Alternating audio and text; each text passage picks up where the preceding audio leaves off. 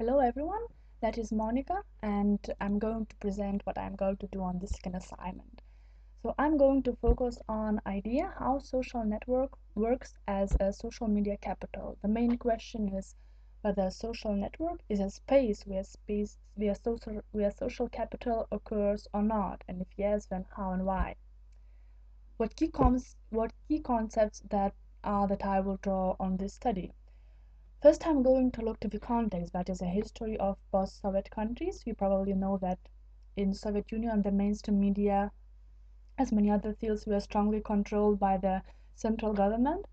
However, when the countries got independence, the mainstream media also got freedom. This was mainly in 1990s.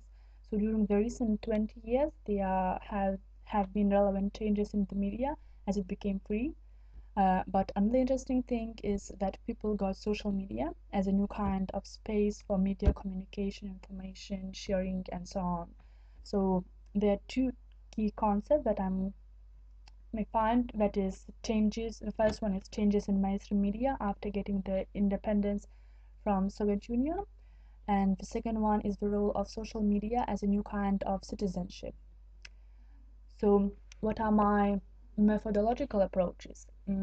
I'm going to make a case study analyzing Facebook group called What is Happening in Kaunas, as Facebook is the most popular social network site in Lithuania as well as in many other countries all over the world.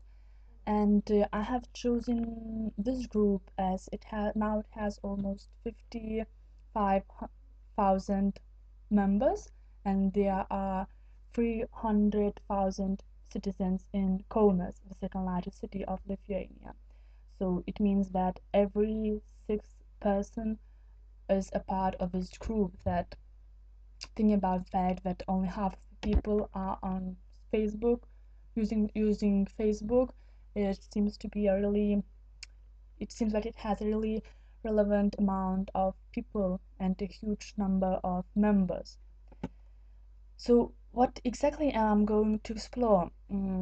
As it is not accessible to see all the people that are in this group, it's possible to make a research only with those who engage a lot, and I can see their posts on the wall or identify some people that I kind of found different in other ways. So I think there are four ways how I can connect with the people that participate in that group. The first one is to look through the wall and identify the recent activists. The second one is to look on the top most active participants. That means also to look to the most active people.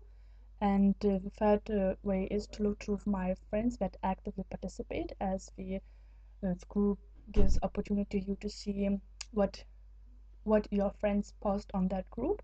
And the third way is to contact moderators of the group and ask who likes their group.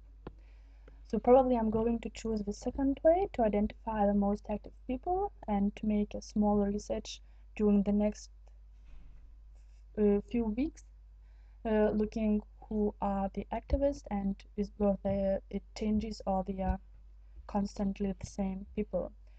I would also like probably to make an interview with moderators of the group and to ask how and why they do this, how we run this group, and looking to analyzing, identifying which people are most active. I may do some interviews or questionnaires online, survey them, or maybe look to the content, what is written on the group's wall, and analyze, make a content analysis. And finally, what are the advantages and disadvantages of these approaches? So I think the advantages that the group or this case study that I have chosen is one of the best examples to explore whether social media networks are a space of social capital in post-Soviet countries and how it works. Also, it's interesting topic looking to it in a more wide perspective. As Dave mentioned during tutorial, it might be a new kind of democracy or something like that, or a new space to express your public spirit.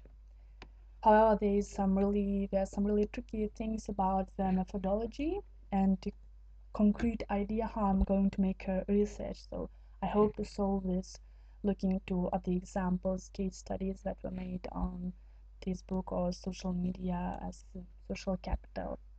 So that is my idea, and your comments are more than welcome. Thank you.